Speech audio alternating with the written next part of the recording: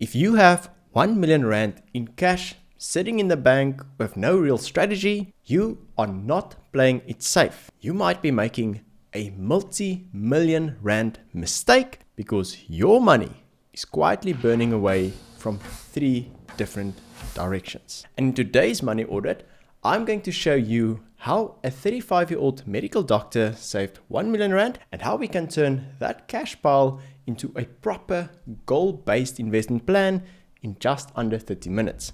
We'll cover the hidden tax of hoarding cash, how to set clear financial goals, and how we can split his money across these goals without having to guess. Now, this is the same framework I use when building financial plans for high-income professionals and the exact blueprint that I teach inside my flagship Money Marx investing course. Righty. So our doctor today earns 100,000 rand before tax and 68,500 rand after tax per month. He's married, he has a 1-year-old son, and his money personality is a saver, which means he's naturally wired to live frugally and disciplined when it comes to saving money. Now, being a medical doctor, he has a very strong career outlook with a high income earning ability. Now, Doc managed to rake up 1 million rand in cash savings, which is currently just chilling in his bank account where he feels it is safe. So from a surface level, this looks really good. Your biggest wealth building tool is your income. And as a medical doctor earning more than 1 million rand per year, he is already in a very strong financial position. And being a natural saver is usually a good thing. And we can see that he has already done very well to build up a substantial amount of savings, but it can also become an expensive problem if he doesn't learn how to best invest his savings over the long term, which we will cover a bit later. First, let's quickly run through his monthly budget, which is his side of the household expenses. He spends 10,000 rand on rent, 2,500 on utilities and internet, 2,000 on transport, 4,000 on food, 6,000 on medical and healthcare, 4,000 on insurance, 1,000 on personal care, 1,000 on cell phone and banking, and 4,000 on childcare. This brings his total needs to 34,500 rand per month, or 50% of his net income. Now, this is spot on for a disciplined household in his income territory, and there's nothing here that I can really critique.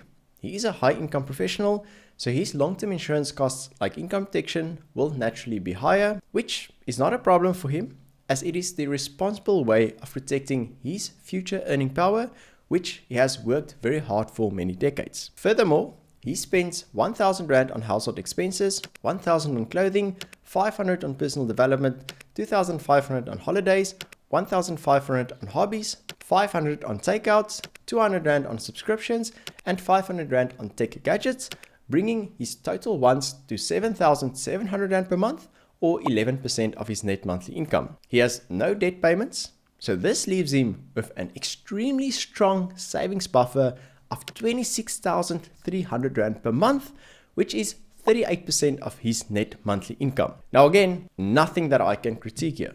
Doc is living well below his means and is already doing a lot of the hard stuff right.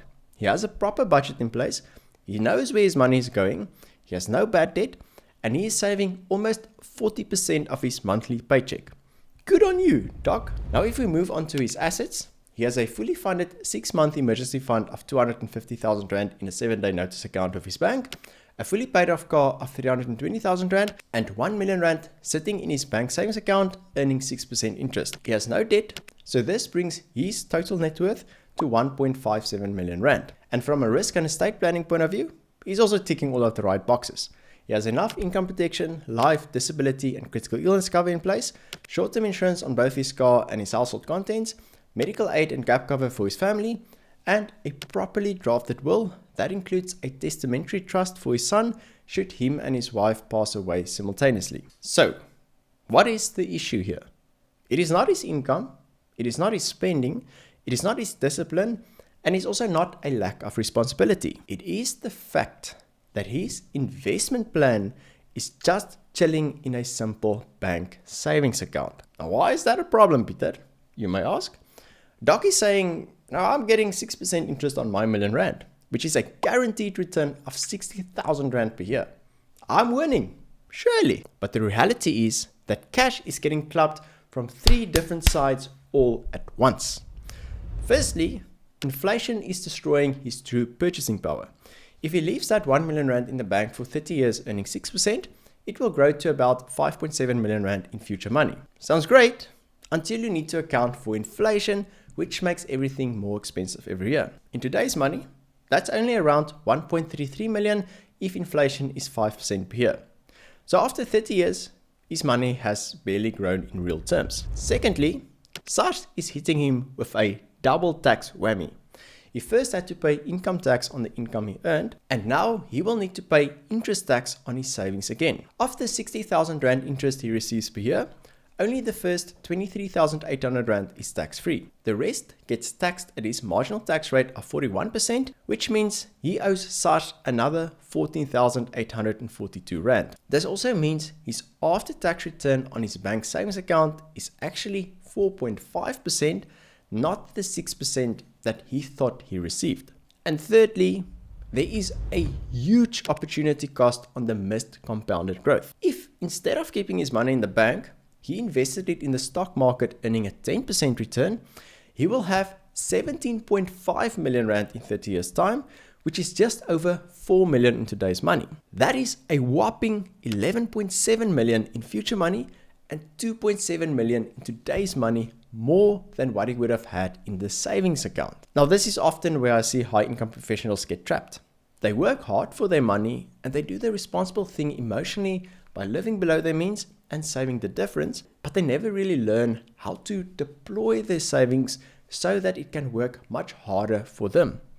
In this case, it could be a 11.7 million rand mistake. Right, so how do we actually go about fixing this? First, Doc will need to get clear on what it is he wants to achieve in life with his money, meaning that he needs to set proper financial goals.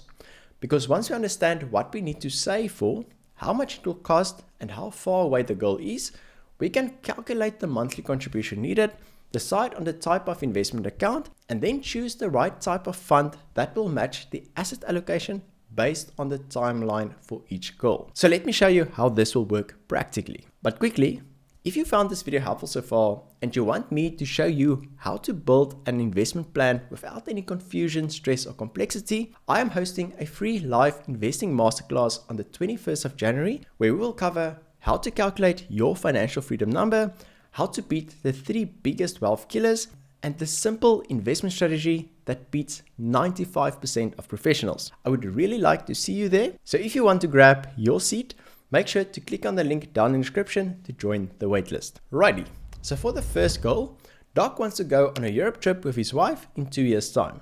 This will cost him 120,000 rand, of which he earmarked 80,000 rand of his current savings. So by using the savings calculator from my investing course, we can calculate that he will need to contribute around 1,700 rand per month for the next 2 years to make up the other 40,000 rand difference. Now, because this goal is only 2 years away, we don't want to take any stock market risks, so he can keep it invested 100% in cash using his bank savings account or a money market fund. For his second goal, Doc wants to save up for a house deposit of 600,000 rand in 3 years' time, of which he earmarked 220,000 rand of his current savings. Now remember the little inflation tokolosi, which makes everything more expensive every year? His 600,000 rand deposit will actually need to be 695,000 rand in 3 years' time. But because he has 3 years, he can afford to take on a bit more risk with this goal, but not more than 40% allocation to equities. This means the investment return assumption is also a bit higher at 8% per year, which, when using my savings calculator, we can see that he will need to contribute 10,250 rand per month to make up the 380,000 rand shortfall. He can invest this in a normal taxable discretionary investment. For his third goal, Doc wants to provide for his son's tertiary education, which he estimates will cost 400,000 rand in today's money. He doesn't have anything saved up for this goal yet. Now, because this will be 17 years away, he can take on a lot more risk and can go basically 100% in equities. This means the investment return assumption can be increased to 12% per year. But something really important to note here is that education costs rise much faster than general inflation, usually by 3% more. So if we take normal inflation at 5%, then eduflation will be 8%. This means his 400,000 rand today will actually be 1.48 million rand by the time his son goes to uni. By using my same savings calculator, we can see that he needs to contribute 1,850 Rand per month, and seeing that he is in a high marginal tax bracket, an endowment wrapper in his name will be the most suitable investment vehicle for this goal. And finally, for his fourth goal, Doc wants to retire early at the age of 60 by earning 50,000 Rand per month in today's money. He has the remaining 700,000 Rand in his savings account earmarked for retirement. Now, if we plug these numbers into my investing course retirement calculator and we apply the 4% rule, we can see that his retirement number is 15 million Rand in today's money and 50.8 million Rand by the time he turns 60, which is 25 years from now. By assuming an average investment return of 10%, he will need to invest about 24,000 Rand per month. But if we account for his other three financial goals, he only has 12,500 Rand per month available for retirement savings. So he has to make some trade-offs here. His non-negotiables are the family trip, the home deposit, and the tertiary education goals. So in this case, he will need to adjust his retirement expectations. Instead of retiring with 50,000 Rand per month from the age of 60, he can only provide for 40,000 Rand per month from the age of 65.